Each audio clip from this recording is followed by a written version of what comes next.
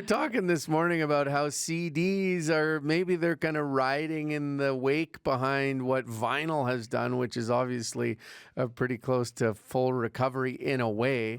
Local music stores say they're noticing a big spike in demand for compact discs, the once popular musical format. Eddie Dalrymple is the owner of Hot Wax in Kensington and Melodia Records. I'm sure there are people now hearing this going, darn, I gave away or got rid of 3,000 CDs 5 years ago or something like that. Yeah. What are you seeing? Are CDs flying off the shelves? I wouldn't say they're flying off the shelves yet, but definitely young people are driving a comeback a little bit, and like very specifically young people. What does young people mean? Because I'm teens, young and I'm 46. You're very, No, very young. You look great. Thank you. Teens, like high school age, junior high age, and they're really, really fascinated by it. They're really fascinated, I think, too, by physical ownership, something that they haven't grown up with, right? So they're doing exactly what everyone's done before. They're digging in their parents' basement. They're finding the box. They're like, what are these? And their parents are like, you don't even need to worry about that. Right. Yeah. So they're fascinated by it, and it's a really good tool of musical discovery for them at this point. When you say, I mean, that's younger than I thought you were going to say, honestly, sure. And then also the detail about physical ownership. Like that's that's not weird for me. I grew up where, if you wanted to share music with somebody, you could lend them a cassette or a CD or a record, whatever it was.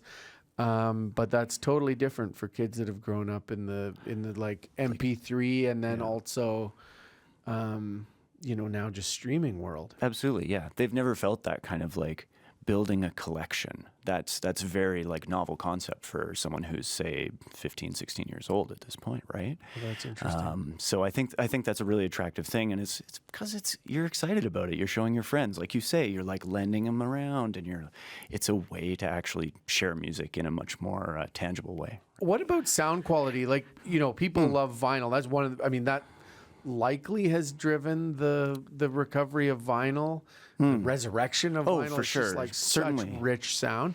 Yeah. How do you size up CDs? Do you notice a difference? Oh, I think they sound amazing. I mean, they sound wonderful, especially if you have a good setup, and they really sound amazing compared to like most streaming services, right? Most streaming services, especially if you're mobile, are not giving you the best resolution. So a lot of times, even the average person will throw a CD in their car and A/B it with a streaming service and be like, wow, there is actually like something lost there, Right. There is a discrepancy. Are there new CDs being made? Yeah. Oh yeah. Yeah. Like and there's still labels or whatever producers that are kicking out CDs as a collection of new music. Absolutely, even like large artists, like when Springsteen's catalog recently changed hands, and there's a lot of new stuff coming out on both like vinyl box sets and CD, big to small artists, they're still doing the CDs. I think in order to really drive this being a proper like comeback the way that vinyl did, they do really have to address the price a little bit, and because this is being driven by younger folks, this is really like the price of entry is very important. We're talking about kids who don't maybe have a ton of money, and they're like, oh cool, I can go to the store for $20 and I can grab a few things. So if they want the new to really rise to the occasion the way it did with vinyl, that is going to be a whole other conversation.